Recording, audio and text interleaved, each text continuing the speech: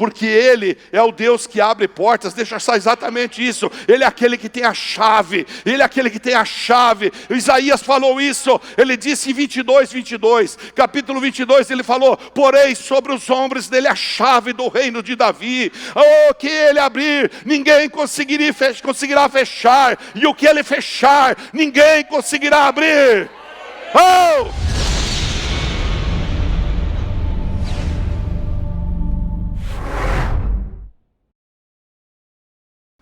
Irmãos, Deus está visitando o país.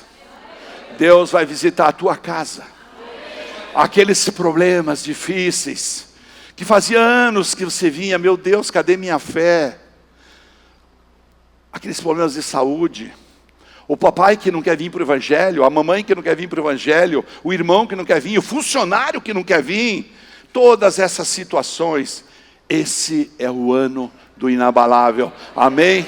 Levante mais uma vez a sua mão direita e nós vamos profetizar. Diga: Jesus, eis-nos aqui. Nós queremos ser o povo que vai fazer a diferença nesta cidade, nesta região, em nosso país. Jesus, ajude-nos a acabar com os pobres, com os miseráveis. Nós suplicamos, abençoa a nossa nação, porque nós somos um povo que cremos em Ti, Jesus. Amém. Aplauda mais uma vez a Jesus.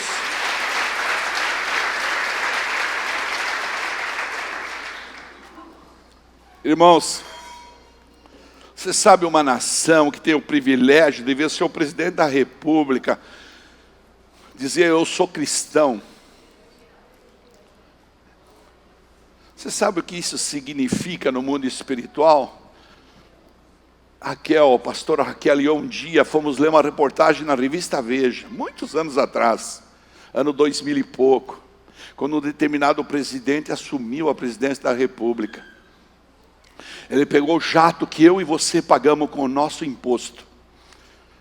Pegou o jato do Brasil, baixou em Salvador e colocou uma mãe menininha do canto A dentro do avião.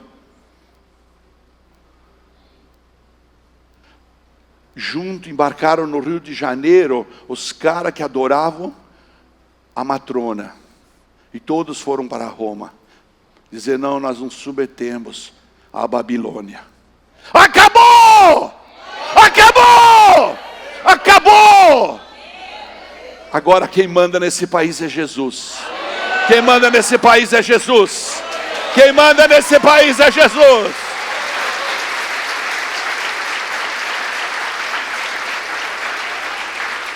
E é exatamente por isso que eu quero começar uma série de sermões, e me perdoem porque são um pouco didáticos, sobre Jesus.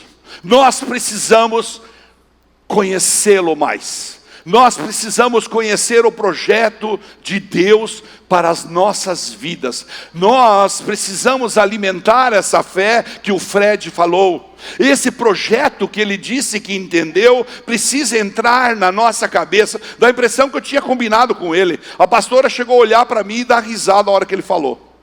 Sorriu para mim. Falou: ué, você combinou com ele? Não. Abra sua Bíblia em Evangelho de João, capítulo 1, versículo 1. Nós vamos demorar um pouco mais do que o horário normal, viu? Nós vamos precisar de sua compreensão. Eu vou precisar que você entenda, não fique chateado, mas é bem importante, com todo o amor. Com todo o amor. Eu quero que você entenda, Evangelho de João, capítulo 1, versículo 1 até o 3. A palavra fala assim: no princípio era aquele que é a palavra. Ele estava com Deus e era Deus. Jesus estava com Deus e era o próprio Deus. Mais para frente a palavra, deixa eu só endossar isso, a palavra fala assim: e ele sonhou comigo e contigo antes da criação do mundo. Salmo 139.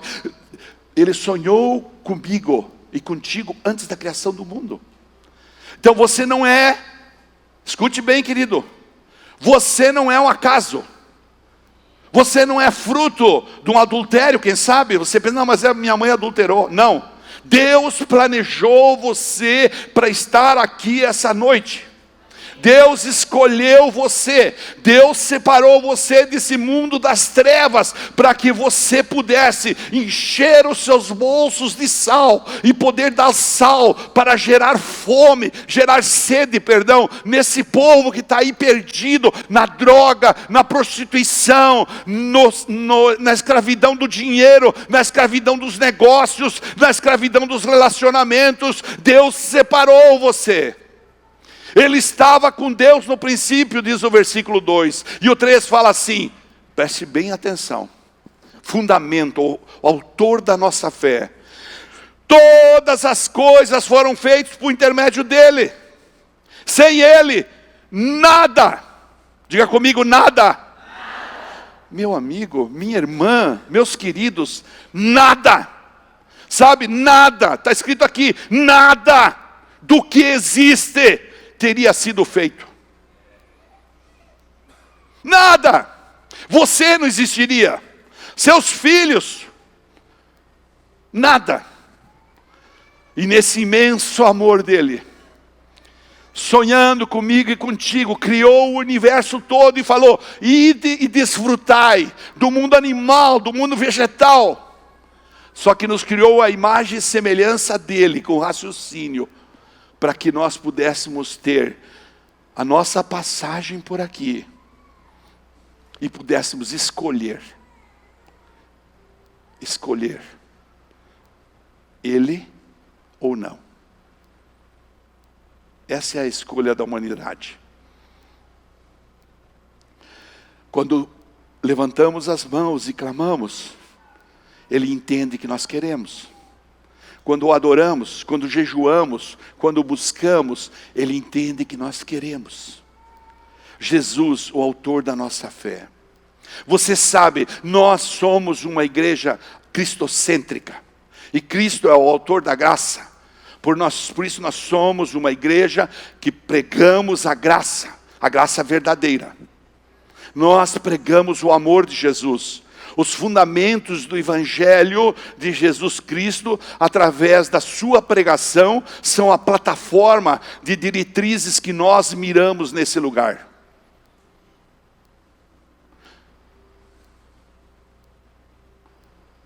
Deu para entender?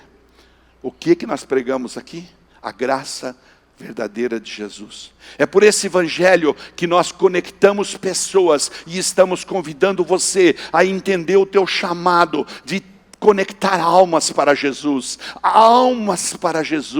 porque ele fala assim, e ele vos receberá na eternidade e vai dar galardão de acordo com as suas obras. Obra sem fé é morta. Fé sem obras é morta. Fé sem obras é morta. Então você tem oportunidade no seu trabalho, no seu emprego, onde mais? Na sua casa, onde mais? Na rua, no ônibus, de mostrar. Sabe, faz de conta assim, isso é uma figura de linguagem. Cavalo só vai tomar água no rio quando você dá sal para ele, senão ele não vai. Ele fica por ali. Você tem que ter o sal no bolso para dizer, olhe para mim, olha o que Jesus fez na minha vida, olha o que Jesus está fazendo na minha vida. Tudo foi feito para Ele, por Ele e para Ele. A Bíblia Sagrada, irmãos, de ponta a ponta, de Gênesis a Apocalipse, ela aponta para Ele, aponta para o Criador. E a gente precisa entender isso. Por isso, João começou falando isso, todas as coisas são feitas para Ele. A Bíblia Sagrada aponta de Gênesis a Apocalipse para o Senhor Jesus. Todo o projeto do Criador do Universo é dirigido para Jesus. Você vai no Antigo Testamento, existem pelo menos 400 citações referendadas no Novo Testamento, nos Evangelhos e nas cartas. No Novo Testamento, em Apocalipse, 400, pelo menos, citações do Novo Testamento, que referem-se ao Antigo Testamento, que referem-se à confirmação. A confirmação. Eu quero hoje trabalhar em cima de um livro só, e algumas dessas afirmações, para a gente entender como Jesus vinha sendo preparado, o ambiente para ele vir à terra na forma de homem e pagar o preço do meu e do teu pecado. O livro de Isaías é o livro que fala profundamente do Messias, do Yeshua e Hamashia, que fala de Jesus, aquele que é a pedra angular, que fala de Jesus, aquele que cura, que fala de Jesus, aquele que sara, que fala de Jesus, aquele que ama incondicional, de Jesus, o justo, que não julga, mas ampara, que fala de Jesus que mata a fome, tanto a fome espiritual, quanto a fome natural. E o livro de Isaías, ele tem uma confirmação muito interessante. Quero contar esse aspecto histórico, me permita fazer aqui um entre parênteses, que é as descobertas de Qumran. Em Qumran, um lugar muito perto de Jerusalém, que fica ao oeste de Jerusalém, mas que vai muito perto de Jericó. Nesse lugar, lá no ano de 1970, não sei quanto, nós fomos a primeira vez para Israel. Nós nem conhecíamos esse negócio de Jesus, nós não conhecíamos nada, mas nós fomos fazer turismo. E fomos para a Grécia, e fomos para o Egito, e fomos não sei para onde. Naquela viagem, nós fomos visitar um museu.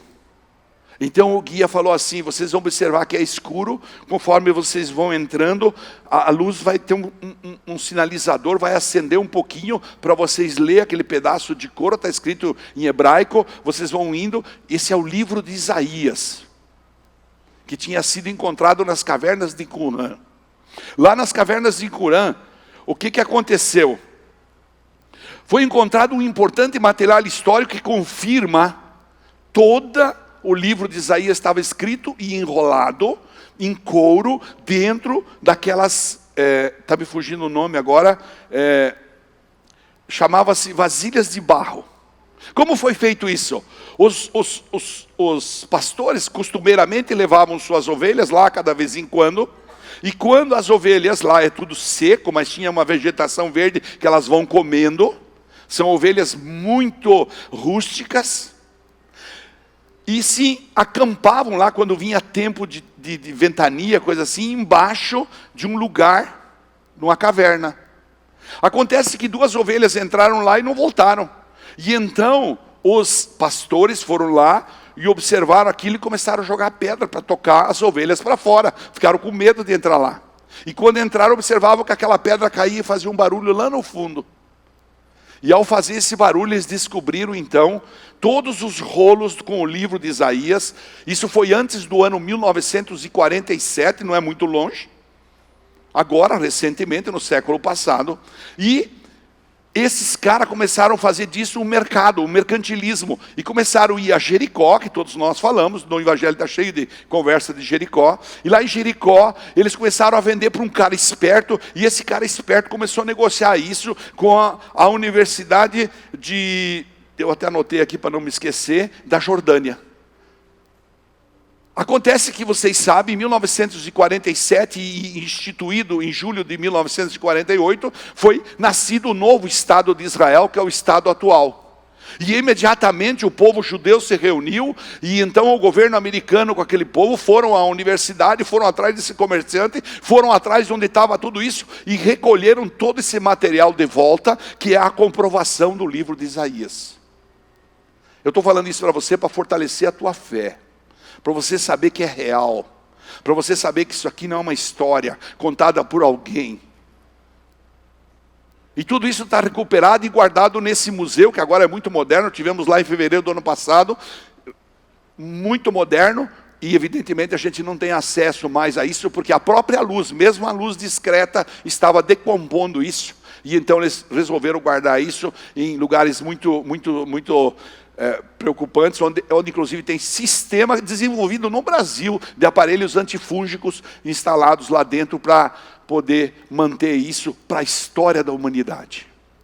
Dito isto, eu quero que você entenda isso, que o início do ministério profético de Isaías se situou há 754 anos, mais ou menos 800 anos antes de Cristo. Antes de Cristo, isso que eu quero falar para você. Antes que Jesus viesse, Isaías sinalizou como tantos outros. Ontem de manhã, nós líamos a Bíblia em Gênesis, quando o Jacó está dando a profecia para os filhos dele, no capítulo 50, já no fim do livro de Gênesis. Ele fala para Judá: Judá, de você vai vir aquele que vai ter os olhos escuros, os dentes brancos, aquele que vai ser o remidor. Então a Bíblia aponta, e nesse caso eu quero falar para você. Quem poderia imaginar quando lia, ou quando ouvia as profecias de Isaías, que ele estava falando de esse Senhor Deus, do Deus que iria se fazer homem, que ia viver como eu e você, com as mesmas tentações, com os mesmos problemas, com as mesmas dificuldades, o filho do carpinteiro José, o filho da Maria, nascido do Espírito Santo, que ia viver, ia ter uma vida pública, ia nos ensinar, autorizar a nossa fé através do Evangelho, da vida pública, e então ia morrer na cruz e ressuscitar. Então, pastor, mas explica um pouco mais isso.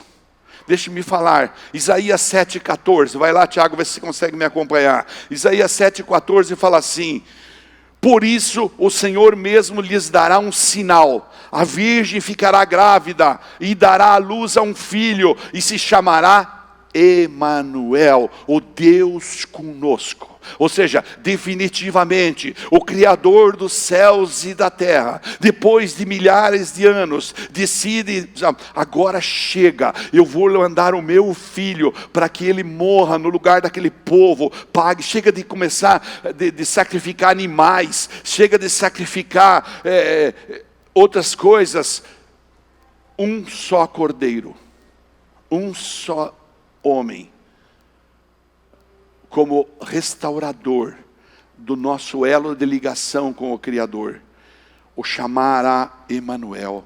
Onde se cumpriu isso, pastor? Explica para mim.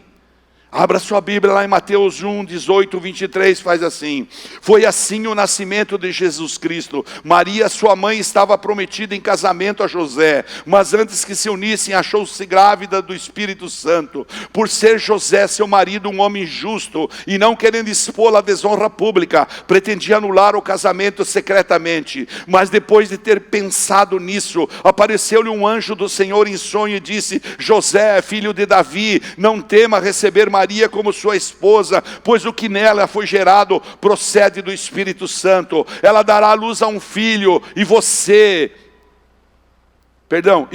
deverá dar-lhe o nome de Jesus, porque ele salvará o seu povo dos seus pecados. Isaías falou: Emanuel. O anjo aparece e fala: eis que vamos cumprir a promessa de 800 anos atrás. Ele salvará o seu povo dos seus pecados. Você pode dizer obrigado, Jesus? Diga obrigado, Jesus. E ainda continua a palavra: ela dará à luz. 22. Tudo isso aconteceu para que se cumprisse o que o Senhor dissera: a virgem ficará grávida e dará à luz a um filho, e o chamarão Emanuel, que significa Deus conosco. Pronto, está cumprido o que Isaías falou. Só não vai cair aqui. Aleluia. Acho que eu vou pôr assim, ver se eu consigo. Hoje fiquei com a notícia que vai chegar meu iPad de volta. Mandei arrumar teu iPad. Não, comprei um novo para você. Pronto. Lucas 1, 31, 33. Nessa mesma pegada, Lucas também descreve, o Dr. Lucas fala assim, ó: você ficará grávida e dará à luz a um filho, ele porá o nome de Jesus, ele será o grande, e será chamado Filho do Altíssimo. O Senhor Deus lhe dará um trono, o trono de seu pai Davi, e ele reinará para sempre sobre o povo de Jacó. Seu reino, jamais, jamais, eu e você passaremos. Gerações vão passar. Eu gostaria que não passasse de nós, que ele voltasse agora. Mas, como até ele falou assim, ó, isso não me compete, ele não falou isso no Evangelho, isso não me compete. Isso compete ao papai. Ele está sentado à direita do trono, orando por mim e para você, dizendo para mim: Alex, fique tranquilo, eu estou cuidando de você. Fique tranquilo, estou cuidando de você. Fique tranquilo, Muriel, estou cuidando de você. Pode ficar tranquilo. Esse é o Deus que nós amamos. E então, que mais, pastor? Deixa eu pegar mais um exemplo. Não vou pegar todos os que eu tenho aqui, porque são muitos. Mas eu quero pegar mais um, que fala de Jesus como uma pedra de tropeço. Está lá em Isaías capítulo 8, versículo 14 e 15, que diz assim: para os dois reinos de Israel, ele será um santuário. Percebe o seguinte: havia Israel e Judá. E nesse tempo, Davi já tinha reinado, tinha unido os dois reinos. Então ele fala, para os dois reinos de Israel, ele será santuário, mas também uma pedra de tropeço, uma rocha que faz cair. E para os habitantes de Jerusalém, ele será uma armadilha e um laço. Muitos deles tropeçarão, cairão e serão despedaçados, presos no laço e capturados. Entende isso? Presos no laço e capturados. Aqueles que decidirem abdicar, abster-se, apostatar da sua fé, a esses está reservado isso. Por isso ele é um tropeço. Sim, Jesus é um tropeço. Porque quando a gente não entende o chamado, quantas pessoas eu vejo chegar na igreja, se alimentar da igreja, receber milagre nessa igreja. Aqui, nós vimos quantos? E de repente, por uma questão de uma retórica pessoal, fala, não, eu vou me retirar, eu vou sair, porque eu e o seu eu, então, tem a capacidade de matar. O eu mata a gente. Diga comigo, o meu eu, se não se submeter ao Yeshua, vai me matar. É isso que acontece, ele fala aqui, em Romanos 9, 31, 33, fala assim, mas Israel que buscava uma lei que trouxesse justiça, não alcançou, porque a lei não consegue alcançar.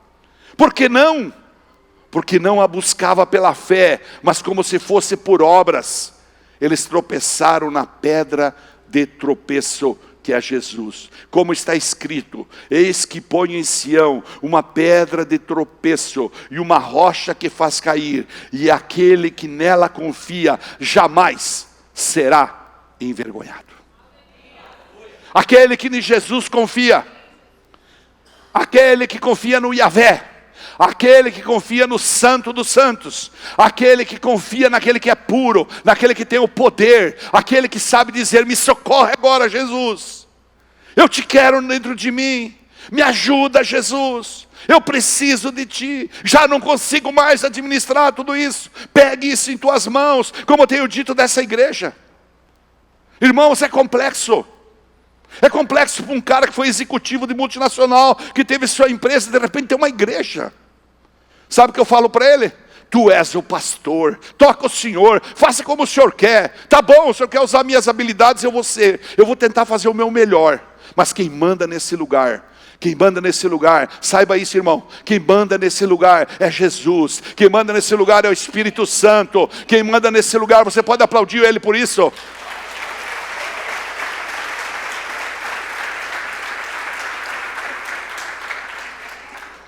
Quando você para e começa a olhar para o mundo, você vê os jovens se cortando, você vê as mulheres se prostituindo, homens acharem normal traírem suas esposas.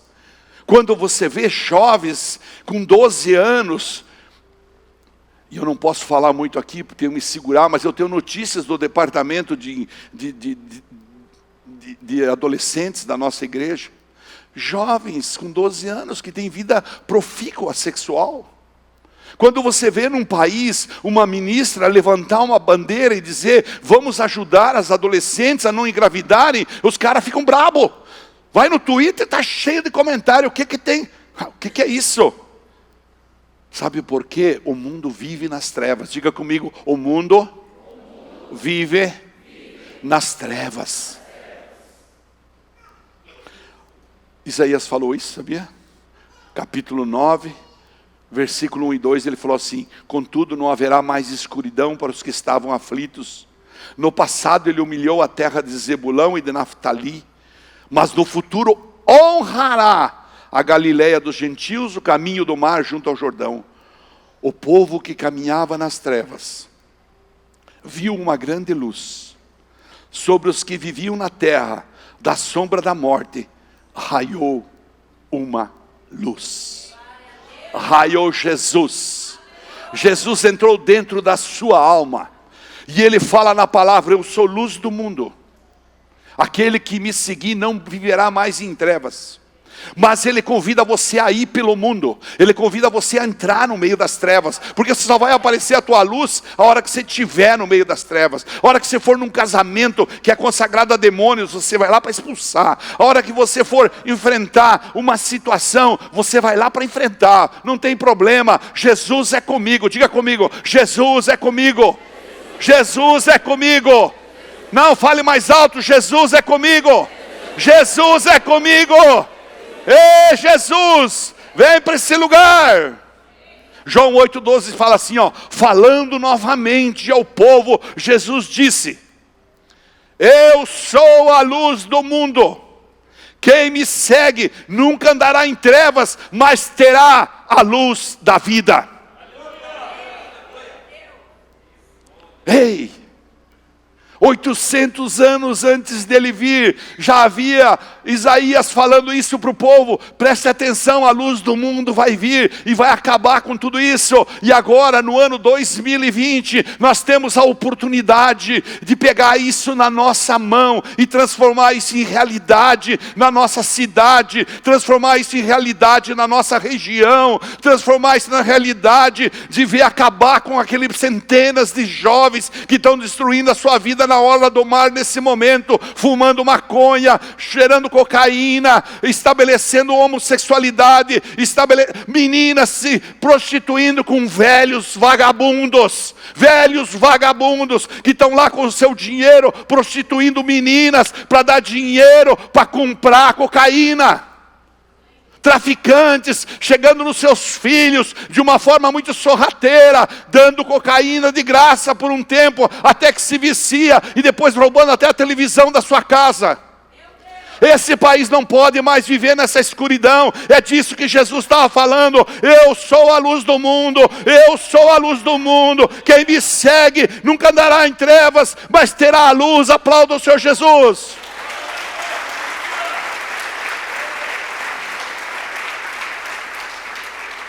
E então você chega numa casa, você pergunta assim, como é que está? Tudo bem? Tudo bem.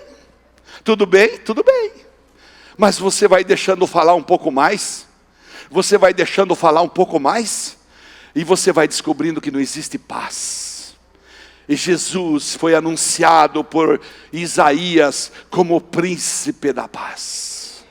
Isaías disse, ele é o príncipe da paz. Onde ele disse isso, pastor? No capítulo 9, versículos 6 e 7, ele falou assim, porque um menino nos nasceu, um filho, olha lá, 800 anos antes, um filho nos foi dado, e o governo está sobre os seus ombros, ele será chamado maravilhoso conselheiro, Deus poderoso, Pai eterno, príncipe da paz. Ele estenderá o seu domínio e haverá paz sem fim sobre o trono de Davi e sobre o seu reino estabelecido e mantido com justiça e retidão desde agora e para sempre. O zelo do Senhor dos exércitos fará isso. Ele será o príncipe da paz. Quando você coloca Ele nas suas orações dentro de casa, quando você elege Ele como Senhor do seu lar, quando você levanta de manhã e você sabe que você tem um monte de boleto para pagar, você sabe que tem um monte de título atrasado, e você fala para Ele: não, Deus, o meu coração é para acertar tudo isso, porque eu quero honrar o Deus que eu adoro, eu quero honrar, eu não quero escandalizar o reino, eu não vou comprar aquilo que eu não posso pagar, eu não vou fazer coisas que eu não devo, mas agora entrei nessa situação, Senhor, alguém ficou doente, e eu tive que gastar mais do que eu podia, agora Deus me ajuda, me socorre. Então a mão extraordinária do El Shaddai, a mão extraordinária do Deus Criador, a mão daquele príncipe da paz, a mão daquele, há um propósito. Você precisa entender, nada ocorre embaixo dessa terra, nada ocorre embaixo dessa terra sem que haja um propósito. De repente você perdeu um cliente grande, e você fala: meu Deus, como é que eu vou fazer? E aí as portas se abrem, porque Ele é o Deus que abre portas. Deixa eu achar exatamente isso. Ele é aquele que tem a chave, Isaías falou isso, ele disse em 22, capítulo 22, ele falou: porém sobre os ombros dele a chave do reino de Davi, que ele abrir, ninguém conseguirá fechar, e o que ele fechar, ninguém conseguirá abrir.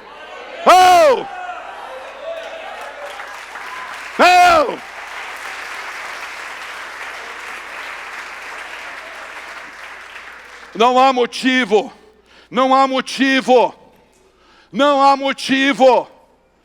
queridos, não há motivo para desespero. Ele é o príncipe da paz. Sabe por que nós entramos em desespero? Porque Satanás está por derredor o tempo todo, tentando fazer nós esquecer dele. Satanás está por derredor o tempo todo, tentando fazer com que a gente desapareça do coração da gente a chama viva do amor dele. Satanás o tempo todo está te dizendo: não adianta, não gaste sua vida, porque ficar de joelho, o que é isso? Não, meus irmãos. Apocalipse 3, 7 e 8 fala assim: estas são as palavras daquele que é santo e verdadeiro, que tem a chave de Davi.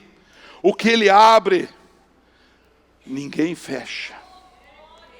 O que ele abre, ninguém pode fechar. E o que ele fecha, ninguém pode abrir.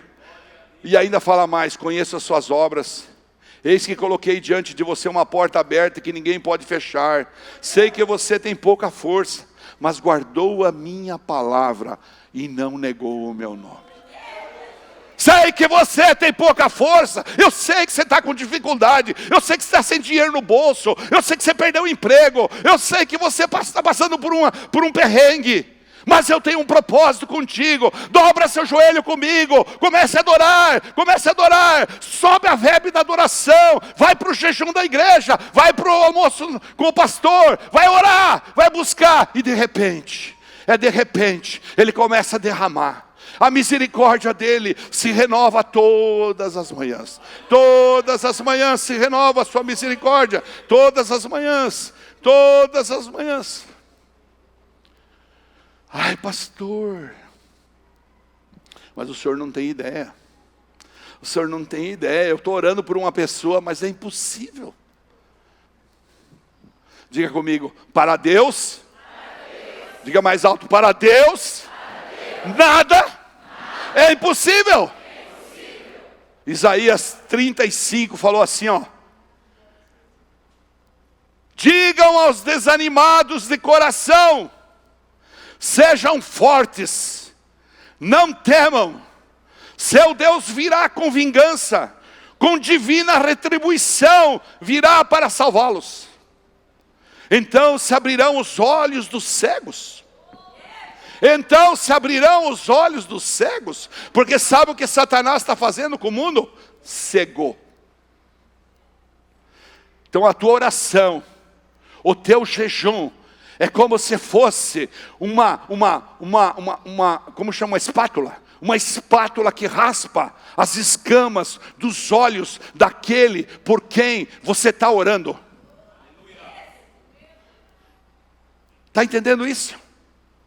Imagine você que você recebesse aquela pessoa que você está orando num consultório e colocasse em cima de uma maca, e fosse dado a você o direito de raspar no olho dele e tirar as escamas para tirar a cegueira. Essa é a tua oração, esse é o teu jejum. É com isso que você pode moer com todo o princípio do diabo naquela vida. Você entra na brecha, você ora por ele, você declara: esse demônio não tem mais poder sobre a vida dessa pessoa, ninguém mais poderá, essa pessoa vai adorar Jesus. Ainda bem que não tinha água, né?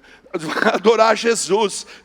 E então, versículo 5: e então se abrirão os olhos dos cegos, e se destamparão os ouvidos dos surdos. Então os coxos saltarão como servo, e a língua do mudo cantará de alegria. Águas irromperão no ermo, e riachos no deserto. A areia abrasadora se tornar como um lago, a terra seca serão fontes borbulhantes. Nos antros onde outrora havia chacais. Sabe onde é os antros?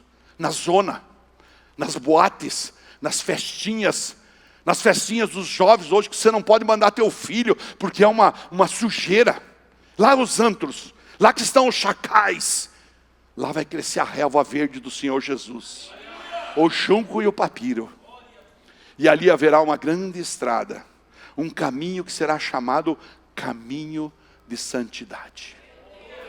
Sabe como era chamada a igreja de Atos? Aqueles do caminho. Sabe como vão chamar você ali da rua? Aqueles do caminho ali da casa do oleiro. Sabe aqueles do caminho da casa do oleiro? Pense uma gente que ama o próximo. Pense uma gente que quer abraçar o próximo. Você está com fome? Vai lá, questão de onde comer. Você está com sede? Vai lá, questão de beber. Você está precisando de uma ajuda espiritual? Vai lá, tem profeta naquela casa.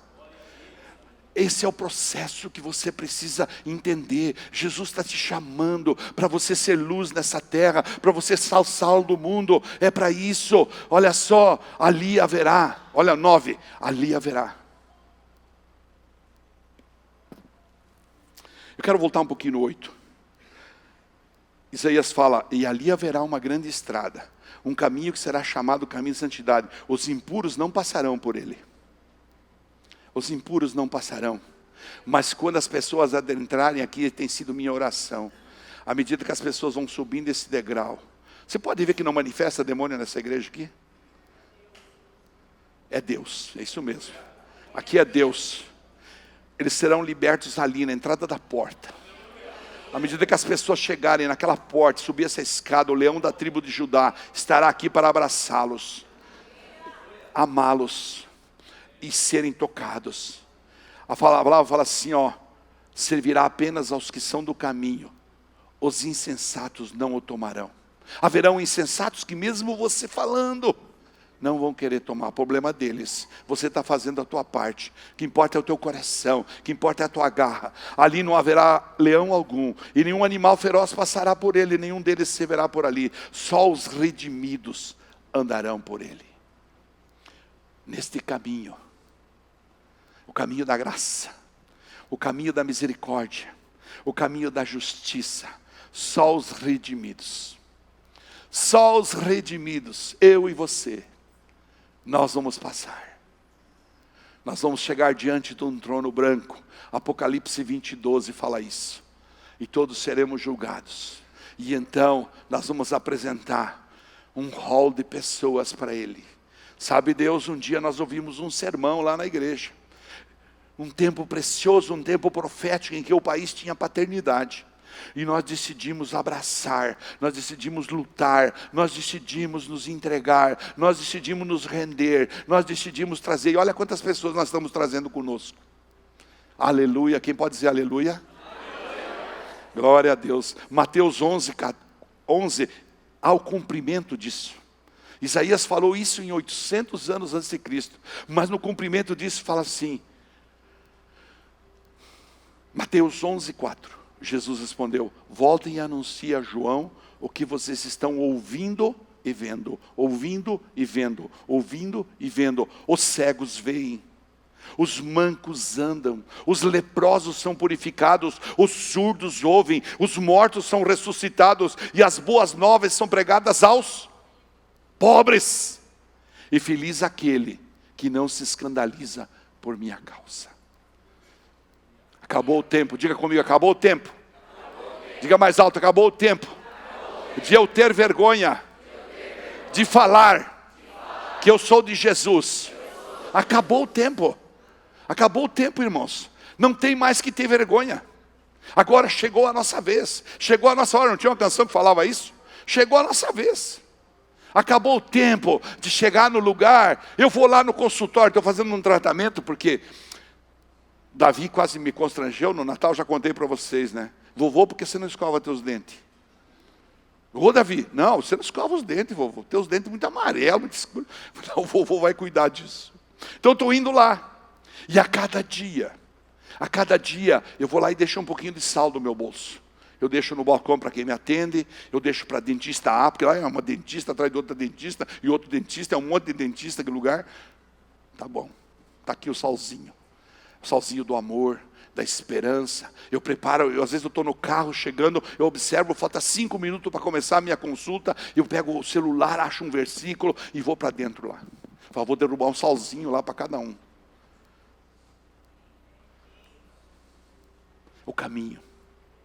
Esse é o caminho. Esse é o caminho que não vão entender. Mas sabe, o primeiro dia fizeram assim para mim. Sabe, hoje quando eu chego lá, eu falo, tão bom que o senhor está aqui. A gente sente uma paz tão grande. Nossa, por que o senhor não pode ficar um pouco mais? É Jesus. Eu não teria capacidade de fazer isso. Mas Jesus, diga comigo, Jesus, o Senhor dos senhores, o Rei dos reis, o remidor, que pagou um alto preço por mim, esse pode fazer tudo. E assim nós poderíamos ir, irmãos, eu tenho anotado aqui, olha, poderíamos falar muito tempo. Vamos deixar isso para uma outra ocasião. Eu só quero dizer para você que ele venceu a morte. Venha Muriel, ele venceu a morte. Aquele que venceu a morte. Isaías falou sobre isso também. No capítulo 25, versículo 7 a 9, ele falou, neste monte, ele destruirá o véu que envolve todos os povos, a cortina que cobre todas as nações, destruirá a morte para sempre. Ele te fez eterno. Eita, uau, nós somos eternos. Versículo 8, destruirá a morte para sempre. O soberano, o Senhor, enxugará as lágrimas de todo o rosto e retirará de toda a terra a zombaria do seu povo. Meu Deus, nós poderíamos continuar aqui, quanta coisa me vem. Foi o Senhor quem o disse. Naquele dia dirão, este é o nosso Deus, nós confiamos nele e ele nos salvou. Este é o Senhor, que nós confiamos nele, exultemos e alegremo-nos, pois ele nos salvou. Em 1 Coríntios, confirma-se isso, confirma-se também em Lucas, em Mateus, mas em 1 Coríntios, capítulo 15, versículos 54 e 55 fala assim, quando porém o que é corruptível se revestir de incorruptibilidade, essa carne, que eu sempre falo para a minha família, primeiro manda tirar tudo meus órgãos, tudo que puder usar, arranca fora. Pode usar meu olho em alguém? Dá para alguém. Pode usar meu fígado? Dá para alguém. Pode usar meu rim? Dá para alguém. Pode usar meu dedo? Dê para alguém. Dê para alguém, depois o resto queime tudo e pronto. Porque essa carne que é corruptível, se revestir de incorruptibilidade. E o que é mortal, vai se tornar de imortalidade, vai se vestir de imortalidade. Então se cumprirá a palavra que está escrita, a morte foi destruída pela vitória. Fique de pé. Onde está, ó morte, a sua vitória? Onde está, ó morte, o seu aguilhão?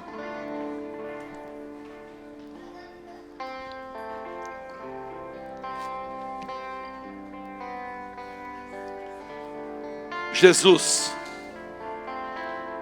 pois dele, por ele e para ele são todas as coisas. Romanos 11:36.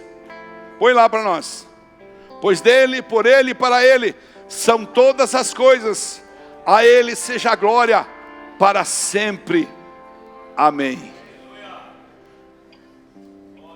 Isaías escreveu.